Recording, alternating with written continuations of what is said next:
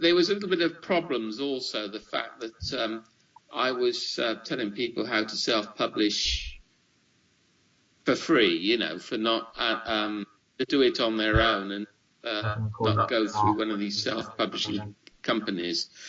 And at the conference, there were a number of self-publishing companies, obviously, are advertising their work. So I think some of them might have taken exception to me being there, saying you can do it. You can do it for free if you want to. So that was the reason. But I met some interesting people through there, fellow writers, and I'm still in contact with 2 or 3 of them. Yeah. What got you started in self-publishing, and why didn't you go through a conventional publishing method? Well, I did.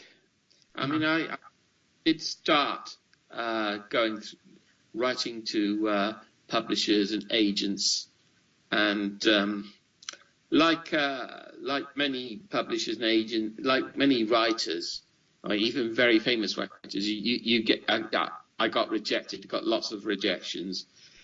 So anyway, I continued doing this, and then I met another writer at Winchester, actually, and I was talking to her, and she said told me of all the problems that she had with publishers and signing contracts and then trying to get out of contracts and then not being able to get contracts with her own work. So, and then I spoke to a couple of other people, and I said, what happens? Because I knew self-publishing was on the horizon. What happens if I publish my own work? And is that a route into using traditional publishers? And they said, yes, it was. So I then looked at some of these self-publishing sites. People like Lulu is one big one, and Authors Online, and then I looked at other charges in other ways, and I saw that, and I went to a conference, a meeting where someone was talking about self-publishing, where there was a lot of commercial self-publishers there, you know, where you could join. And then I thought, well, why do I need these guys and pay a lot of money? Why don't I try and do it myself? So that's what I did.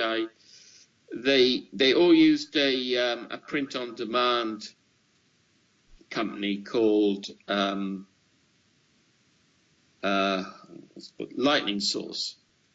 If you look on the back of a lot of these self-published books published by companies such as Authors Online and Lulu, you'll see it printed by Lightning Source. So I got in touch with Lightning Source, and I said, I'd like to, could you print some of my books? Because I published my own work, which I did a little bit at that time. I'd made some e-books using PDF. This was before Amazon Kindle. This was before people were talking about e-books, before e-books were ever thought about. And they said, well, we would only deal with, we don't deal with authors. We only deal with publishers. So I said, well, I am a publisher as well because I've published. So they said as well. And they said, all right, then we'll deal with you. I don't think I'll get away with that now. They don't like, from what I've gathered, they don't like to work with straight authors because it is a bit complicated in setting up templates for printing your own work.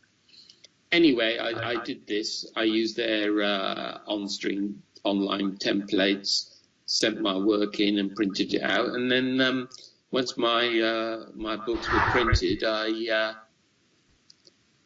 took them along to bookshops and I sold a few, mainly sold a few to friends and families.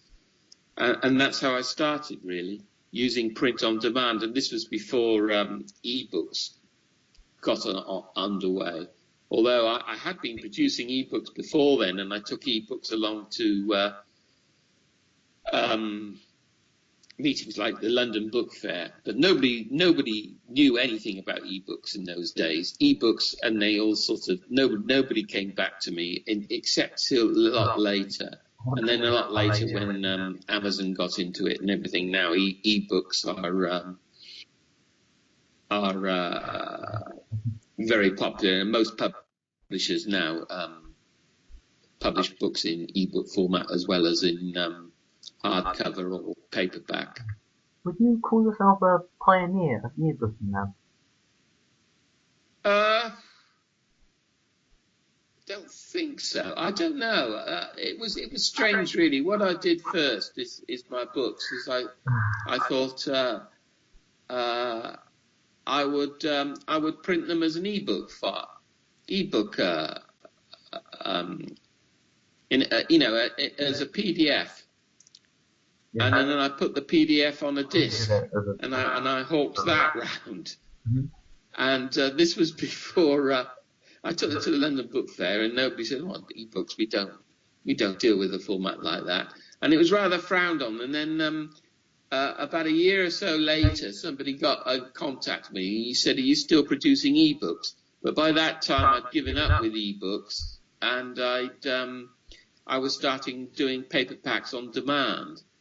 And then I went to another meeting, and I spoke to, this was a meeting in London, it was a meeting in Soho, and I was speaking to a guy in Soho, and I said, I have produced ebooks. He said, "Well, what format are you using?" And I said PDF. He said, "Well, nobody uses PDF now, so the format now to use is EPUB." Now, EPUB was at that matter, and still is, the most universal format. And it was when Apple first came out, Apple were using iTunes to sell, and they were using it to sell their they were using it to sell their music, obviously, but then they started selling iBooks, and the format they used was EPUB. And they had on the first sort of iPads, the very first iPads, one of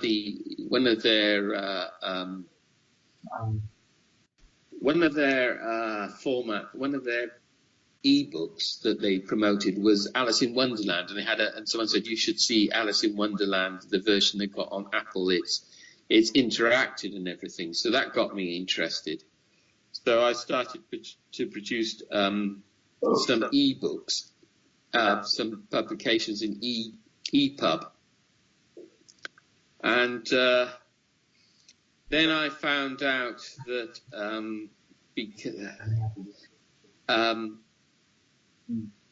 at that time, just after that happened, Amazon started publishing ebooks on the Kindle. They brought out the Kindle, and they published and they started producing ebooks for Kindle, and they used a different format, which was based on an old ebook format, which was called Mobi, and still there was a Pocket Mobi. It was a telephone app that you could add to your mobile phone. But these ebooks that you were sort of going around in the early days, was this things like Cogwell's Mill, or is it some short stories? I put my novels on them at first, because I started. The first thing I started writing was novels. I wasn't interested in doing short stories. I tried writing short stories is really difficult. I tried writing. Was this like Cogwell's Mill? Sorry? What's this Cogwell's Mill then? Cogwell's Mill is a novel. Was that one of the ones you started while you started writing film? That one of your earlier novels? Yeah, that one. It was probably the first novel that I tried to get published. And as I said, the first time I tried to get published, I did it as an ebook in PDF format, and I registered. I gave it an ISBN number with Nielsen's, So it had an ISBN number and it was registered, but it was only in PDF format. And then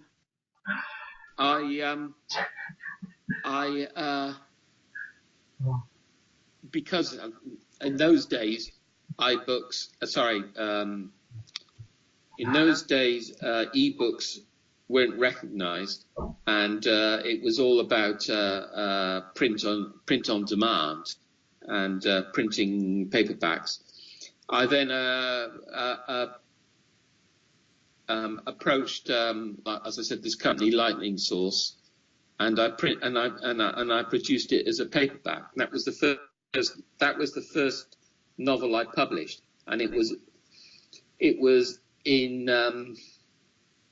paperback form. So what was the first novel you published? What? What was the first novel you published? Cockerell's Mill. Ah. It was a novel. Yeah.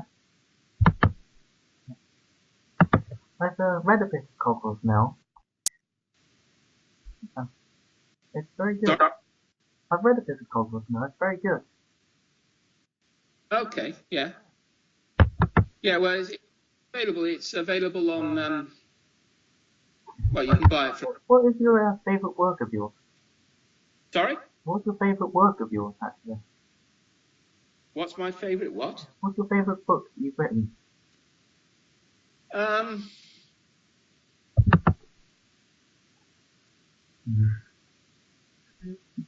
It's difficult because they're so different. Oh shit. It's difficult because it's like asking if you're a parent, who's your favourite child? Do you see what I mean? It's sort of like because they become part of you. You sort of give birth to them. Yeah, I have a great affection for Cockerell's Mill, but the other two novels that I've published one called the last one I published was called Gifford's Games, which was again a humorous novel. And then I also published a crime novel, because when I first published Cockerell's Mill, I sent it off to well, before I published it, when I was trying to get a publisher and an agent, I sent it off to somebody to look at it critically, and they read it, and they obviously didn't like it or didn't get it, and they said, this will never sell, you should rework it as a crime novel.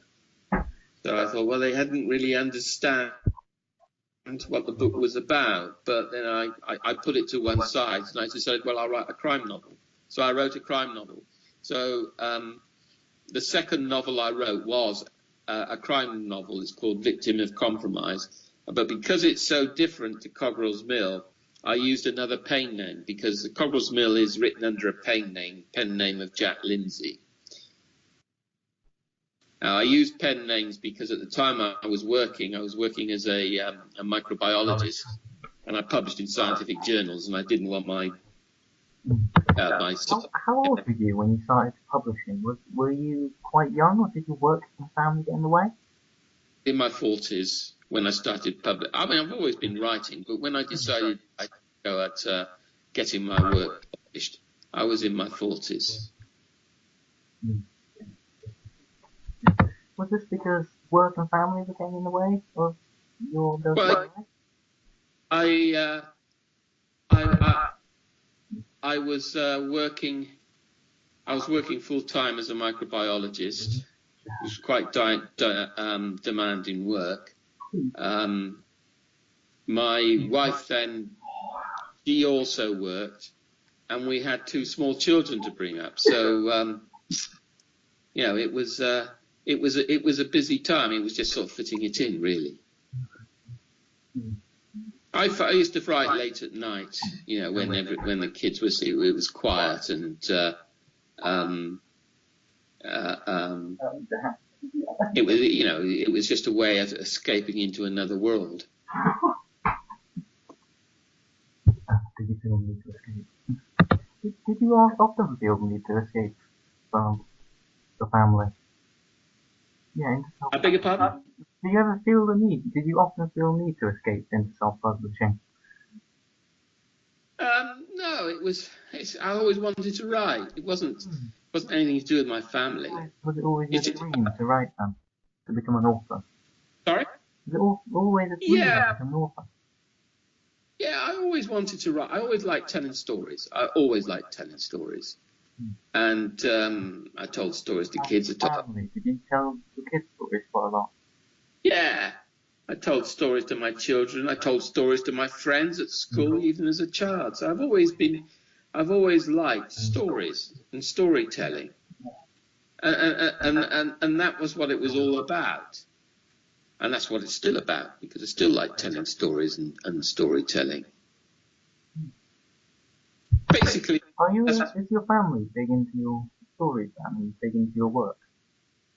My family? Yeah, no, into your work. Because you said you like telling stories. So are they quite into your work? Do they, get involved with your publishing business? Not really. I don't. Not really. They just said it was the sort of thing that Dad did. You know, it was. They were all interested in reading and stories themselves. My son went off to university. He did creative writing and film studies at university. My daughter did English and English literature, and she did something like social media. Didn't have anything like that in my day. I would have loved to have done that. I mean, when I was younger, I went into science. I became a microbiologist, and that's how I earned my living.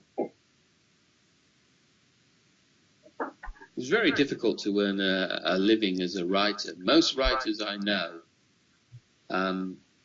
I've only known one. The cost of being a writer and a self-publisher quite significant, and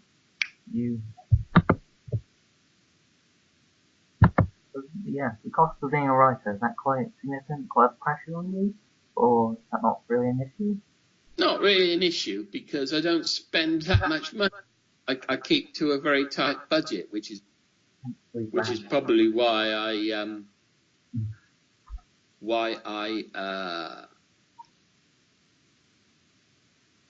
not been well.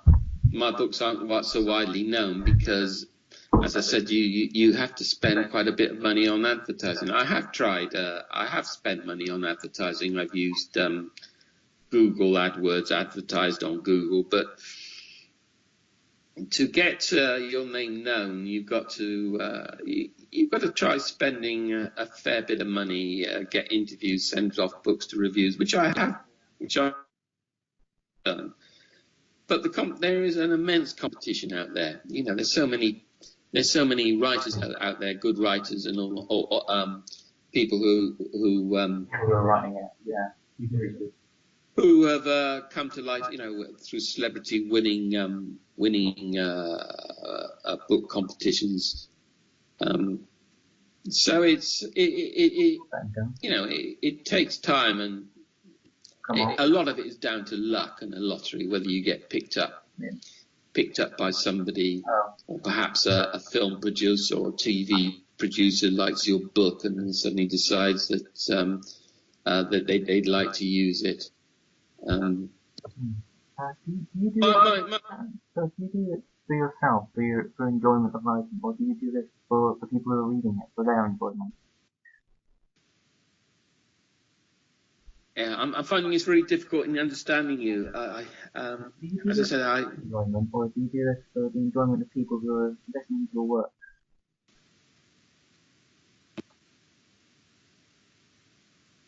What I'm saying is,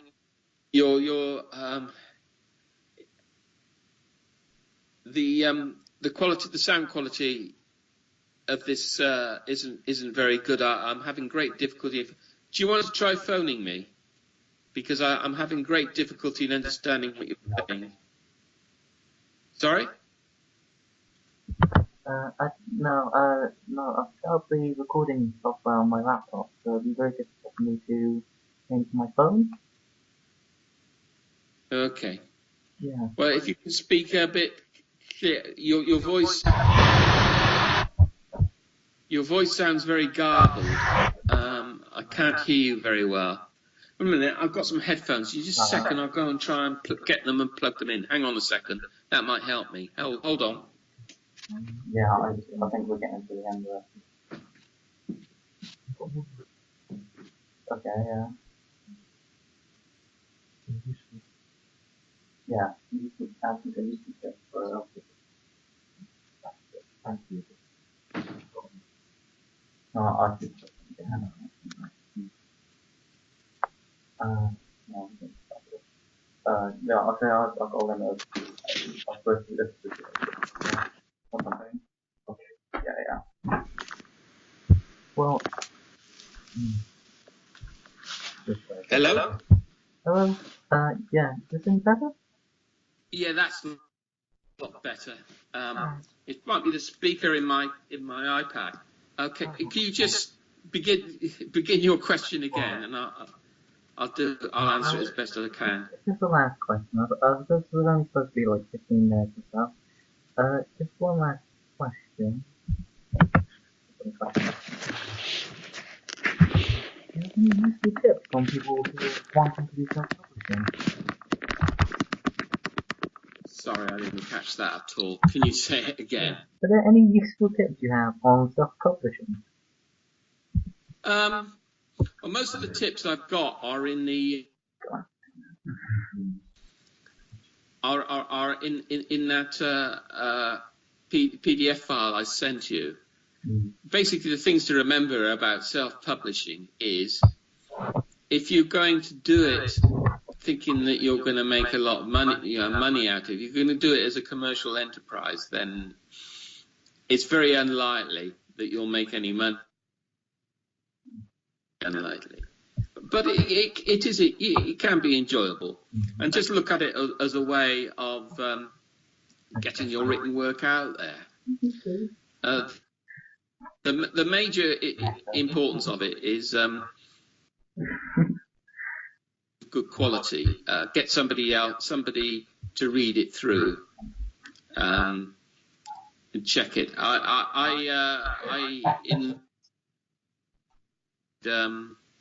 I paid for someone to edit it for me, but that can come into costs. So and when you start, if you're going to go down the print on demand route, do not order lots and lots of copies, because you'll find that printers will try and talk you into printing out lots of copies, because they'll say, the more copies that you that are made, the less cost per book it is. Well, that's true, but the big problem is you'll then be stuck with a garage or a bedroom or whatever full of books. So you've just got to be realistic when you set out. Sorry, I can hear you a lot better now. I wasn't hearing you well at all. I'm sorry if my answers are coming over a bit strange, because I'm having difficulty I had difficulty in hearing you. But the last time you spoke wasn't so bad. I should have used the headphones before. Yeah. Have you got any advice? Have you given any advice to people you know, like your family and friends, on self-publishing? Yeah, I've helped some people in the past, and I've given advice. As I said, I've run workshops and given advice on self-publishing. And there are a couple of people in the in the Woking Writers work group. There's one guy. And he wrote some very good short stories, and he said, could I help publish it for him? So I did. I helped him on the easiest way to get the cheapest way, the best way to start, use a Kindle ebook, and it's easy enough to do. There's plenty of help on Amazon and plenty of help, via Google to do it.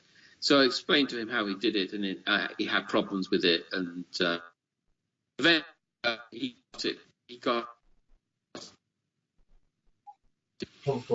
and then we discovered some mistakes, and because it was published in his name, and it was difficult to get the book.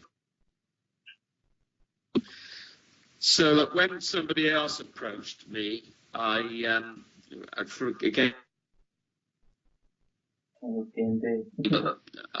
because of the problems I had before, because once you published a book on Kindle, you're given copyright or whatever, and then once you're dealt with as owning all the publication rights, Amazon will only deal with the person who owns the publication rights. So when the next, if you like,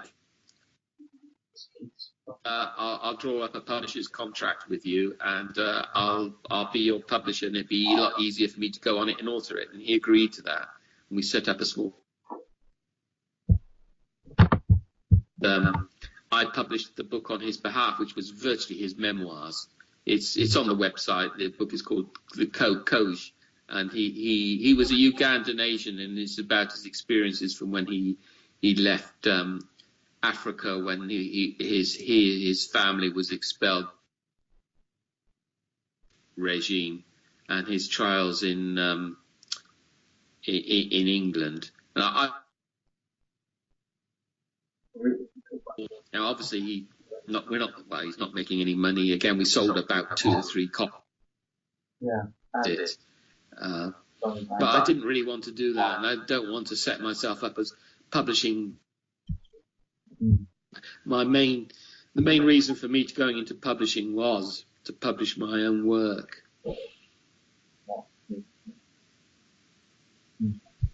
Yeah. Do you have any grandkids and stuff that you read stories to? I know you're quite. Yeah. Do you have any grandkids you read stories to, or that you've impart this kind of advice to? Do you plan to continue your legacy in writing? Do I have somebody else? Did you say?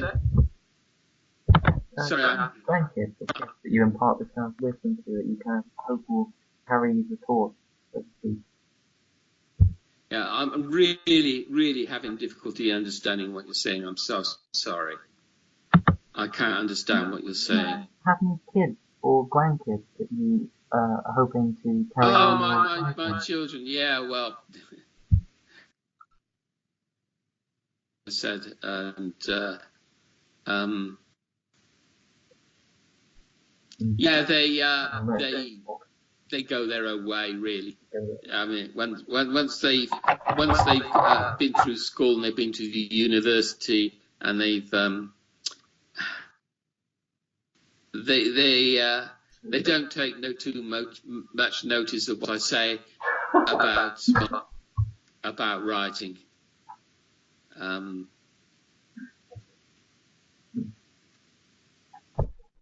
Oh, so you do have writers in your family then? Sorry? Oh, so you do have writers in your family then? Do I what? You do have writers in your family? Yeah, my son writes a bit. But again, as I said, he writes a lot of science fiction. And to be quite honest, I don't understand a lot of the stuff that he writes, and it's not really to my taste. So I tend to keep out. I've read some of his work, and it's a generation thing. But I mean, books and everything, it's a matter of taste, really.